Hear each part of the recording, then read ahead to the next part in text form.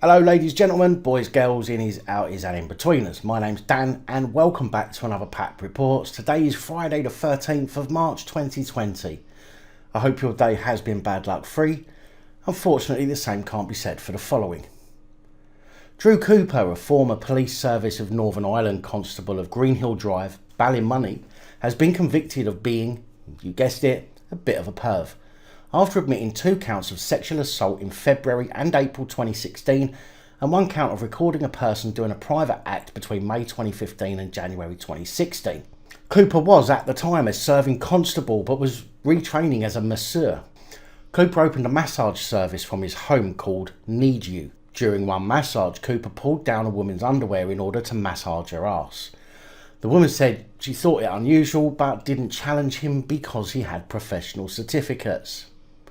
She said she returned several more times and on another occasion, Cooper removed her underwear completely in order to massage her ass again. It was this that prompted the woman to make a complaint. Cooper was subsequently interviewed by PSNI and he told them that he had asked and received permission to take her underwear off in order to massage her. During their investigation, PSNI found footage of another client undressing for her massage and was determined to have been taken by a spy pen without her knowledge. Cooper's excuse was that she knew about the filming because she had signed a disclosure form which had a clause in it to allow him to do it and was in fact a tool for him to not have to take notes and could go back over the footage for self-analysis. Never heard it called that before. Or for a record in case of a complaint. And how'd that work out for you, Cooper? Cooper denied any sexual gratification from the recording. The court was told Cooper retired from the PSNI in 2018 after 16 years of service. His barrister said he's experienced quite a fall from grace from a respected police officer to convictions for sexual offences. It was heard Cooper cooperated fully with police providing passwords and PIN codes for his devices. The judge read a victim impact statement to the court from the woman who had been filmed undressing. She says she hadn't known about Cooper's offending until police came to her to tell her about the footage. She said, "I was shocked, I felt betrayed and extremely angry that my trust had been violated." The court was told she was nervous about speaking to people in case they had seen the footage. It was heard there was no evidence Cooper had shared it. The woman said Cooper needed to accept responsibility for his vile actions. A sentiment we all share towards all police constables. An impact statement from the other victim outlined that she would not attend a spa or treatment with a male therapist as a result of what had happened. The judge sitting at Antrim Crown Court sentenced Cooper to an 18-month sentence, suspended for 3 years. Cooper was, however, also put on the sex offenders register for 10 years and given a 5-year sexual offences prevention order. In PAP Reports on the 10th of March, I told you how Cressida Dick was now feeling relieved after claims that she was complicit in a bodged Operation Midland where she said claims from Beech were credible and true, were dismissed, with the IOPC going as far as to say it was not necessary to look into claims that Dick misled the public with comments she made about the operation, also adding that criminal and disciplinary proceedings were not justified. And I'm sure it would be a completely different story if she wasn't a woman or a rug muncher. Well, it appears that the report into the investigation of the bodged operation indicates that the Met were in fact more interested in covering up their mistakes over handling of fantasist Beech than learning lessons from them by trying to restrict access to the damning judge-led report into the VIP child sex abuse scandal. Shocking, I know. The Metropolitan Police's shocking response to its disastrous inquiry has been laid out in a devastating report by Her Majesty's Inspectorate of Constabularies today the 13th of March. The report told how the Met did little to improve practices for nearly 3 years, while training regimes stayed outdated and nearly half of police polled in a survey had received no training on how to apply for warrants. Inexperienced supervisors, weaknesses in understanding inconsistencies and a superficial approach to supervising crime investigations aren't the most promising findings to have to report, the HMIC said. The HMIC report said senior officers largely ignored criticisms made by retired High Court Judge Sir Richard Henricks in a 2016 review which identified 43 major blunders in the inquiry, known as Operation Midland, and made 25 recommendations. Its bombshell findings raise questions about the leadership of Metropolitan Police Commissioner Dame Cressida Dick, who took over the force in early 2017 in the wake of the Henricks report. HMIC inspectors examined a summary of the minutes of 16 Gold Group meetings of senior officers at the Met, which took place between February 2018 to August last year. Its report stated, "We were left with the impression that the group saw no particular role for itself in overseeing implementation of the recommendations or ensuring that the Met had learned the wider lessons. The discussion was heavily weighted towards restricting access to the report rather than learning the lessons from it." It says it believes it would have been appropriate for the force to carry out some form of review into its use of search warrants while a police watchdog investigation into the conduct of 5 Midland officers was underway. The HMIC investigation reviewed 61 search warrant applications, which suggested that some officers making applications to raid properties still do not understand what they should disclose to the courts. Now, to be fair, the judge should have caught those mistakes and refused the warrants. So, it's not really all on the police themselves in that respect, as far as I'm concerned. The HMIC added, "Some officers told us the focus was on increasing the number of search warrants executed rather than improving the quality of the applications. Much like increasing the number of arrests rather than improving the quality of evidence to warrant the arrests in the first place."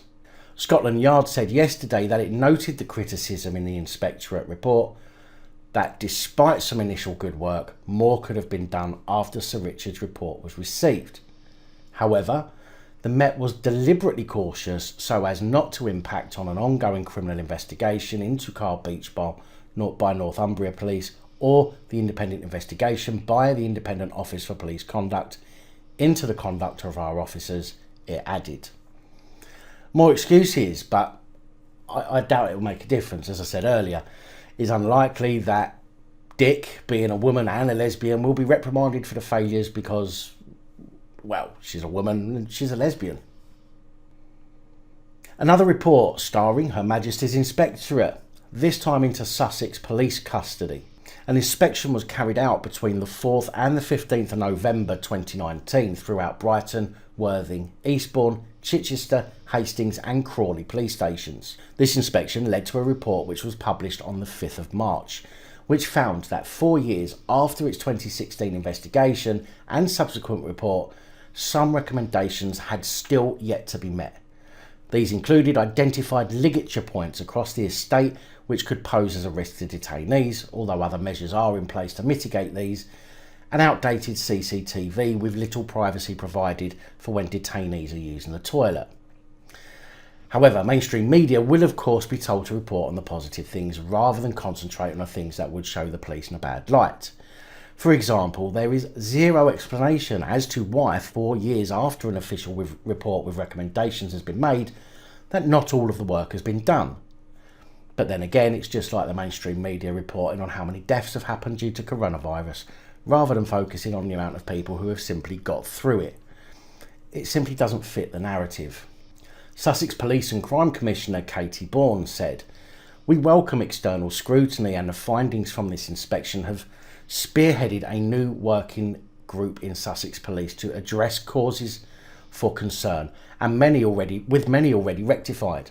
When people are arrested or detained in police custody, they are still innocent until proven guilty." So it's important that their basic human rights are upheld and they are kept safe. Privacy is now given to detainees whilst using the toilet, with blackout spots and the small ligature points found are being addressed in the custody upgrades. Katie Bourne said that they are spending an investment of £730,000 on the refurbishment of Sussex Police custody suites, and was pleased to see improvements have already been made. But again, no questioning about why other recommendations still hadn't been addressed. Now for something a little different for PAP Reports. Body-worn video footage has been published showing how 2 Metropolitan Police constables braved a building that was filling up with smoke due to a fire with a passerby who joined to help them in order to evacuate the flats and adjacent buildings. It's properly raging. What is it? I can't see yet. Nothing on my list. Is this a house? I don't know. Yeah, it's a house, yeah. Can I get an enforcer on a hurry up, please? You want dispatching? Stephen, force on, hurry up. Kind of go on. Get on. It's not going to go in. Go round the front, okay? Knock on all the doors of the houses. Get people to go. Anyone in there? Get out! Right, 2 vibrators popped up at 65. Progress outside of the park hospital. It's going to be a person attack alarm. Anyone in there? Out! Out of the house now! Who else is in here? What's that again? Out! Everybody out! Everybody out! Leave now! Get out! Yeah, go. Is it clear? Go ahead. Yeah. Good effort, mate. Well done. Leave it. Keep going, mate. Keep going. Good effort, guys. Go on. Kick in. This one. Hit it again. That's it. Good man. Come on, quickly. Check all the rooms. Right, next house, guys. Next house.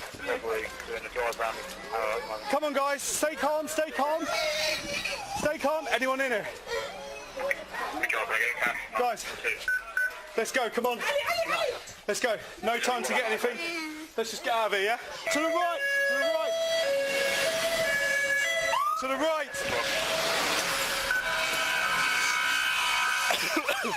It's Kenton, and it's going to be just past St. Luke's Hospice. Police were called to reports of a fire behind a row of shops in Harrow, northwest London around 6:40 last Saturday. The police forced their way into flats and ran from door to door, raising the alarm before hurrying residents to safety. All of the residents were thankfully safely evacuated. Some were treated for the effects of smoke inhalation by paramedics at the scene. The 2 constables were also treated at the scene for smoke inhalation. Acting Chief Inspector James Noble praised the officers who have not been named. He said, "I am incredibly proud of the actions of these 2 officers. Thanks to their quick thinking, no one was seriously injured. Their actions demonstrate the commitment our officers have to protecting the members of the public, who in this case had no idea there was a fire in the building beneath them until our officers raised the alarm.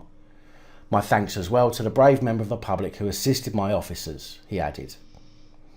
Thankfully, the officers were not seriously harmed and are back on duty. Now, this wouldn't be a PAP report if I didn't have something to say about this. And although I'm certainly not taking away from them the fact that they could well have saved lives in this situation, this is not something that is exclusively the actions of police. Although it is used to push their actions demonstrate the commitment our officers have to protecting the members of the public narrative. I respect anyone that puts their lives at risk for others, but let's face facts. It's not because they're police that they did it. The member of the public joined in and he wasn't the police. It's a natural built-in mechanism called fight or flight. And just because someone wears a uniform does not mean that this evolutionary protection system is overridden. I myself did something incredibly similar to this about 8 years ago here in Liverpool. I was on a bus with work colleagues heading back to our office and we saw smoke coming from a building window. In the window above, there was a young child. And we shouted at the driver to stop and called a fire brigade while myself and a colleague ran to try and find a way in. And it turns out it was a 4-storey block of flats full of people who struggled to speak English. And we had to scale a fence in order to get onto the grounds before forcing our way through the front door. Then we had to run floor to floor, banging on doors, trying to tell people who couldn't understand us to get out. Eventually, I kicked a door in and was I was faced with a chip pan fire that had got out of hand. I was about to grab a fire extinguisher before I realised I was choking on smoke, at which point we heard the fire engines and we were pretty certain at that point that we'd evacuated everybody. As we made our way out of the building, we told the fire brigade where the fire was, and at that point we were grabbed by police, pulled out of the way and pushed off. You know, even though we tried to explain what had happened, nobody wanted to hear it, so we went and got back on another bus and went back to our office. I mean, people do this all the time, and although I'm as I say, I'm certainly not taking anything away from these two police or the member of the public who did put themselves at risk. I think it has to be about them as individuals, and let's not try and use the fact that they did it because they're wearing a uniform. Now we have PC 1101 Sean Jagger from North Yorkshire Police, who will answer allegations of misconduct and gross misconduct at a hearing taking place between 23rd and 25th of March at North Yorkshire Police Headquarters in North Allerton. It is alleged on or around 23rd of August 2016, PC Jagger completed the North Yorkshire Police vetting application prior to transferring from Thames Valley Police and failed to disclose details of his partner. If this conduct is found to breach the police's standards of professional behaviour relating to honesty and integrity, it would amount to misconduct. It is also alleged that PC Jagger met a vulnerable female after she reported an incident of domestic violence via 999 on the 4th of February 2017. It is alleged PC Jagger then commenced an emotional and sexual relationship with the vulnerable female between the 4th of February 2017 and the 9th of November 2017, and the conduct breached the standards of professional behaviour relating to discreditable conduct and amounts to gross misconduct. I'll keep you updated on that as more info comes available. Big thank you to Patreon supporters Motty Lad, Holly, Adi and Dave, whose support is helping me to continue providing you this daily content, especially as almost every report contains content that's deemed unsuitable for most advertisers. Anyway, that's all I have for you today. Please like, share, comment and subscribe. Let me know your thoughts, as I know many of you will. And until next time, stay safe, look after each other, film the police and other officials. Good night, all. Thank you for taking the time to watch this video. If you like the content and you'd like to help support the channel, you can do so. In the description of every video there are some links to ways that you're able to help support the channel so I can continue putting out content. If you're unable to help us in that way, hit that subscribe button up the top there. If you haven't already, become a subscriber. That is support enough. Share the videos, comment, like, it all helps. If you're looking for something else to watch, up top there is my latest video. Down the bottom there is a video that YouTube recommends for you.